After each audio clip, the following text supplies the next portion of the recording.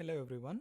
In this video, we will learn to define the spin quantum number and explain the reason for its two possible values.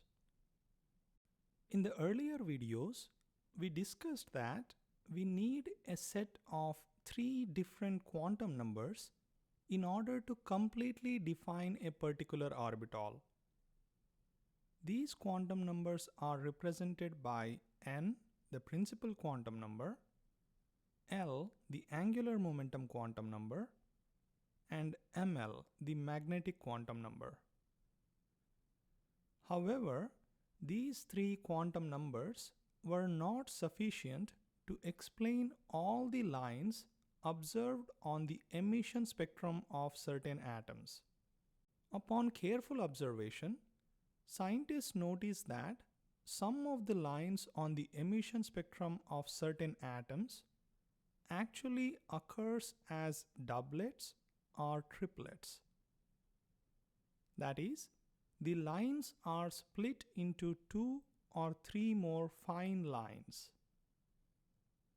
In 1925, Samuel Goudsmit and George Uhlenbeck proposed that a fourth quantum number is necessary to explain these doublets and triplets on the emission spectra.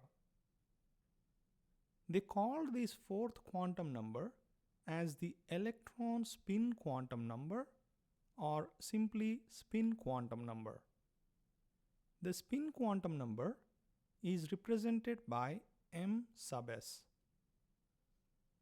According to Goudsmit and Uhlenbeck, an electron spins around its own axis while randomly moving inside the orbital.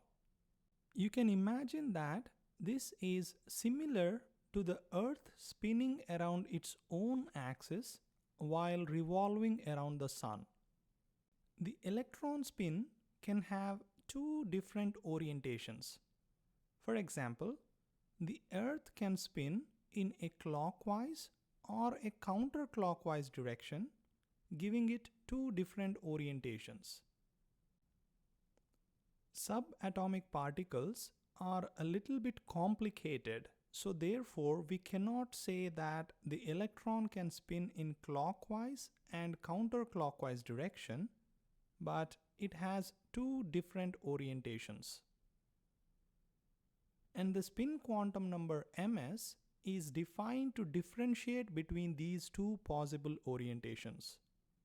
Therefore, the spin quantum number ms has two possible values, plus half and minus half, each representing the two different orientations of the electron spin.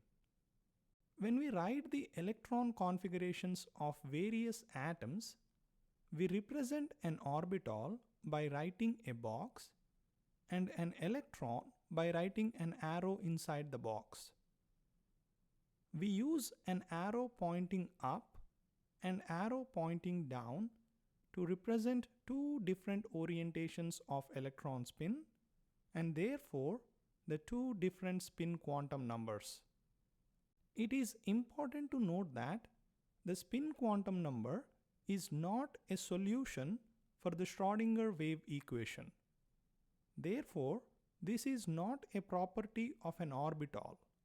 While the principal quantum number, angular momentum quantum number, and magnetic quantum number represent the properties of an orbital, the spin quantum number represents an intrinsic property of the electron.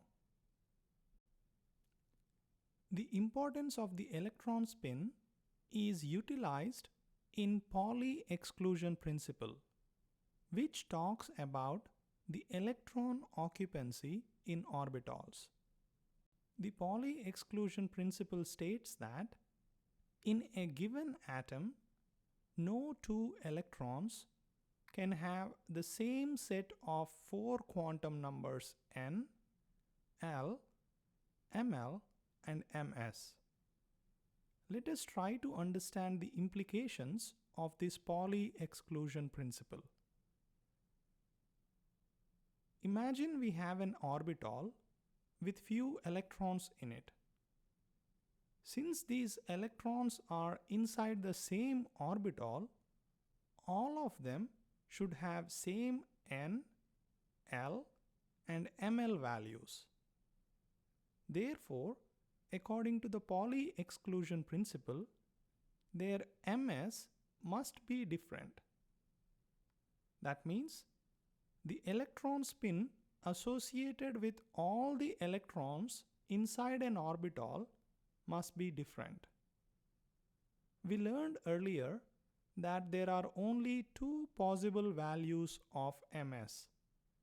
Therefore, we can say that we can place a maximum of 2 electrons in an orbital, and that too with opposite spins. So, as a consequence of the Pauli exclusion principle, we can say that an orbital can hold a maximum of 2 electrons and they must have opposite spins. So, we cannot place 3 or more electrons in an orbital, nor we can place 2 electrons with same spin inside the orbital.